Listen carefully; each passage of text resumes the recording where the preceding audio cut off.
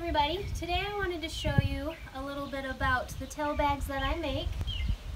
They're a little bit different than the ones you would find on the market right now, and I personally think they are much better than the options available, and I'll tell you a little bit why.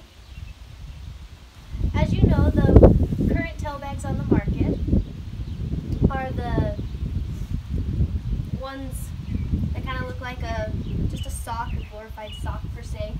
You just braid the tail, braid it on itself, and then put it in the tubing and tie it up. The problem with those ones is the tail being braided on itself gets really knotted very quickly, especially in the summer months when they're constantly swatting the flies and getting that tail really knotted up in there. So you have to redo it at least weekly, if not more, during the summer. It also is all bunched up about at this level, and so it doesn't allow them to swat the flies very well, which makes it even more frustrating for the horse. The second kind that's on the market is one that kind of solves the first problem, but has individual columns for the hair to go in three columns. So it doesn't get braided on itself, but they only go to the fetlocks, or the ground, and ends. So again, you have a singular column for swatting at your flies, plus it's very easy for the horse to step on them and just pull it right out, which of course defeats the purpose, and in doing so can pull out a lot of the tail itself and doesn't let the tail grow so long that it drags on the ground, which a lot of people like for shows and stuff. So what I created here is a tail bag that solves all those issues. It's very similar to the second one I just mentioned, but it's longer. And I'll show you why here in a minute. I'll show you how to put it on, much like the other ones. You'll just go down right below the tailbone,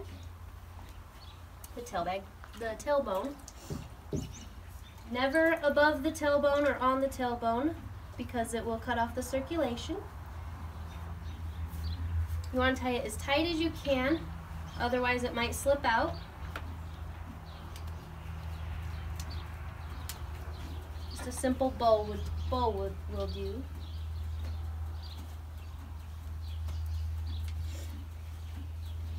Now, we have these three columns here. Just throw a couple of them up that way, get them out of the way. You don't want them to step on them, it'll pull it out. So this material is a cotton material. And I like the cotton because it stays in a lot better. It kind of glues to itself. It's not slippery. And so I kind of prefer the cotton ones. But with the cotton, because it's not stretchy for your arm to go through, you have to use a simple tool like this. This is just a piece of wire and just hot wire that I looped around it. And the stiffer the wire, the better, so it doesn't just bend as you're trying to pull the hair through. But you just take the wire. You could use an old wire hanger and bend it, whatever works. And you're just gonna pull it all the way up through here till it pops out. And then take 1/3 of the hair and pull it through the wire.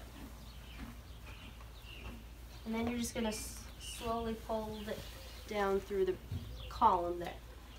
You're gonna do that with all three of the columns.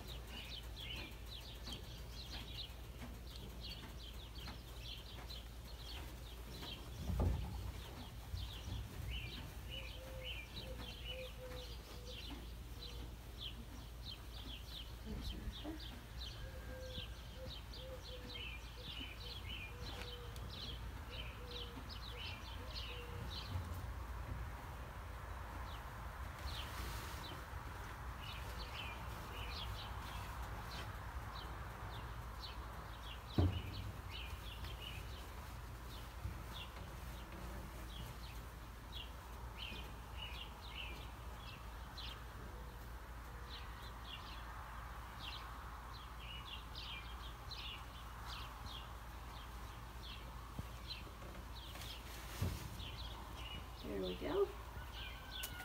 So now you have these three columns here with the hair braided in each column, so it doesn't get braided on itself, won't get matted.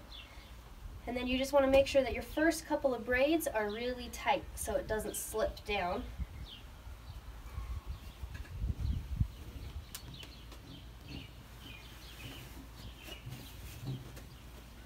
What you also can do, if I had a little clip with me, a lot of these short hairs will just kind of fall out. You could clip those up above and then tie underneath all those short hairs. And that will keep them from falling out and creating a little bit more knots right around here. None of the stuff in these columns will get knotted, but right up here, if left in for a long time, can get a little bit knotted, but it's not a big deal because none of this is knotted, so it's very easy to brush out. I know, the flies are getting to you. So you just keep braiding. You want to make sure that you go past where the tail ends, at least a few inches. And then beyond that's just kind of where you want to eyeball it to see where a good length would be for your horse, depending on how tall or short your horse is. So at this point, got it nicely braided. It's all in its individual columns. And what you're going to do is wrap it up on itself. Do it about right there. And then you're just going to tape it right around, right underneath your first elastic. Oops.